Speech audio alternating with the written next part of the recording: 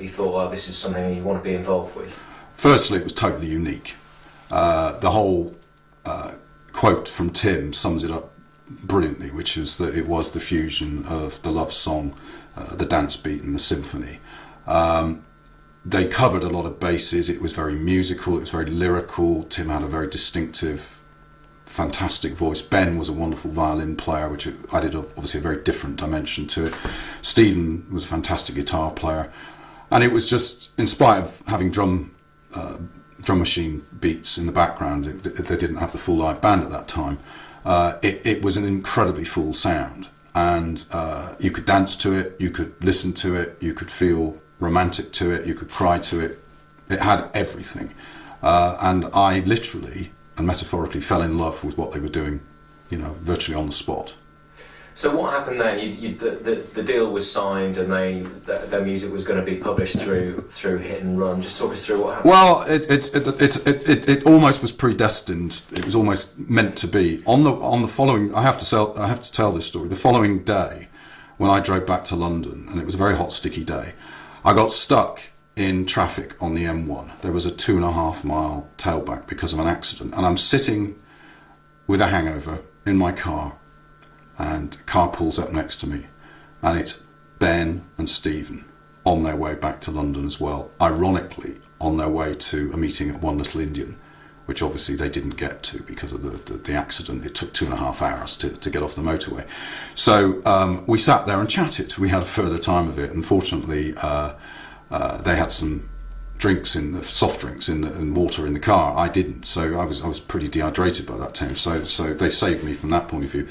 And the irony was that once the deal was done and I got involved, I went in and had a meeting with Derek Burkitt, the owner of One Little Indian, played him 2 songs, one of which was Days in the Trees. And at the end of it, Derek said, "It's absolutely brilliant, I want to sign them." So we talked over the terms of a deal. And at that stage, I was pretty much managing the band. I suppose the word surrogate comes to mind. But I was not only their publisher, but I was actually out getting them a record deal, getting them an agent, putting the team around them. And between signing the publishing deal and signing the One Little Indian deal, I also was involved with the promotion of the Colours single. And Stephen had got the single of the week in Melody Maker. I think that came out actually a week after the gig at the Boardwalk. I then did some PR on the single when it went through Probe and got single of the week in Sounds, and John Wilde and Paul Mardles came on board for the first single through the One Little Indian deal, which John Wilde made it single of the week, and out of that came that wonderful quote of conceivably the most important English group since the Smiths. So it really was a hands-on involvement, a team effort between the band and myself to make it work, and wonderful. I mean, things were happening every week. How did Keith Aspden fit into this? Because he was technically their manager. It got to a stage where I was putting so much effort into the band that I was probably going to have a choice of saying to Hit and Run, I'm going to have to manage the band full time, or, as was the case, I had to say to the band, you need a full-time manager to be involved on this. And there were 2 or 3 names that Tim mentioned, and the first one was Keith Aspden, because they were big fans of Talk, as indeed I was. So I rang Keith up, as I did with a lot of these things. I'd had dealings with him when he was managing an act called Dare, when I'd worked at Chrysalis Music, so I had his numbers and details.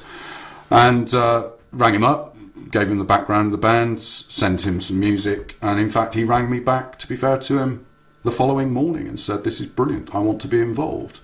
So the band went down to Surrey, which is where I think he was living at the time, and after that the child went off to school, if you like, and my involvement was, I was still closely involved, but obviously not in the same way that I was prior to that. Now, you mentioned a couple of singles of the week and so on. There was a lot of buzz around No Man at the time, wasn't there? It seemed like they had the potential to be a lot bigger than ultimately they obviously were. Yes, when you get the kind of comments that some of the journalists who were writing things were very, very influential journalists.